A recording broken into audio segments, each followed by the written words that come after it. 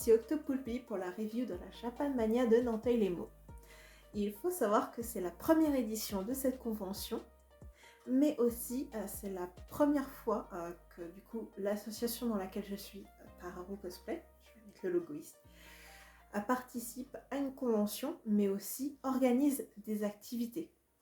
Du coup, je vais commencer à parler de mon expérience de cette convention en commençant par le stand de l'association. Au niveau du stand de l'association, j'ai eu la chance de pouvoir exposer un petit peu. Donc j'ai exposé un mannequin avec ma tenue d'Iona.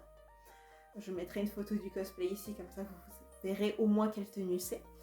Et j'ai aussi eu la chance de pouvoir mettre un petit album photo pour que les gens puissent feuilleter, voir mon travail, mais aussi voir ce que c'est que le cosplay, vu qu'à la base cette convention c'est une sorte de convention découverte, tout simplement. Donc les gens viennent, c'est libre d'accès, ils viennent et ils découvrent ce que c'est que le cosplay et un peu plus sur la culture japonaise. Du coup, au niveau de l'ambiance sur le stand et au niveau de la convention, tous les gens étaient très chill, tout le monde était très curieux, il y avait beaucoup de gens curieux qui venaient au stand pour poser des questions. Tout était dans la bienveillance, vraiment c'était adorable sur ce point-là, les gens étaient géniaux. Au niveau des activités sur le stand, on était un peu limité, dans le sens où on n'était pas beaucoup sur le stand, on était 4 à tenir le stand, sachant qu'en beau milieu de la journée, il y avait 2 personnes qui partaient parce que c'était les jurys cosplay et que moi j'étais la présentatrice. Et cela fait la parfaite transition sur être présentatrice d'un concours cosplay. Faut savoir que j'ai plutôt l'habitude des concours cosplay, mais en étant en cosplay, sur scène, en faisant la presta. Et je n'ai jamais animé d'événement, donc c'était vraiment une première pour moi. Et j'ai kiffé. Franchement, j'ai adoré. J'étais quand même pas mal stressée, faut se l'avouer. C'était la première fois que je le faisais.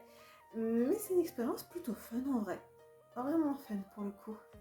J'étais accompagnée d'un animateur de la ville de Nanteuil, Jordan, qui était juste lui aussi adorable. Il s'y connaissait pas du tout en cosplay. Et ce que j'ai trouvé vraiment adorable, c'est qu'il était extrêmement respectueux.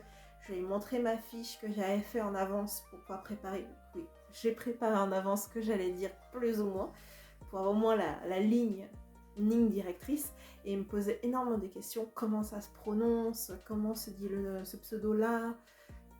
Est-ce que c'est bien si je dis ça, comme si?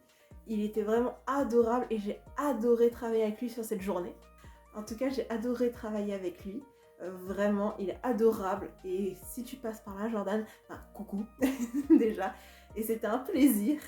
Donc, pour les présentations du concours, j'ai adoré le faire, que ce soit au niveau la partie questions-réponses avec les enfants pour les faire jouer. On ne parlera pas de ma grand-mère qui a lu mon script et qui a donné la réponse à certains enfants. Coucou Mimi si tu passes par là.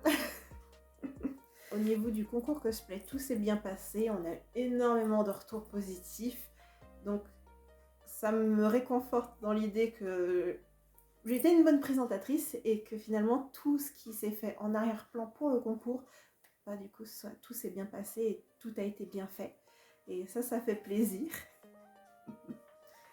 Et ensuite, revenons un petit peu plus sur la convention en elle-même. Elle est petite, oui, elle va durer qu'une demi-journée, mais honnêtement c'était vraiment bien pour une première convention toute petite. On s'attendait pas à autant. Il y a eu un stand d'artiste, un mangaka français qui est venu pour faire des dédicaces et montrer du coup son travail.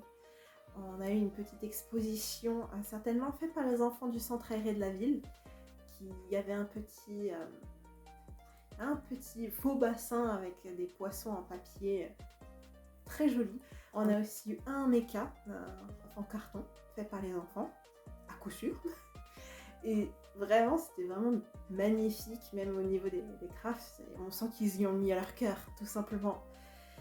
Et au niveau des activités, je n'ai pas tout fait, vu que j'étais obligée de rester sur le stand.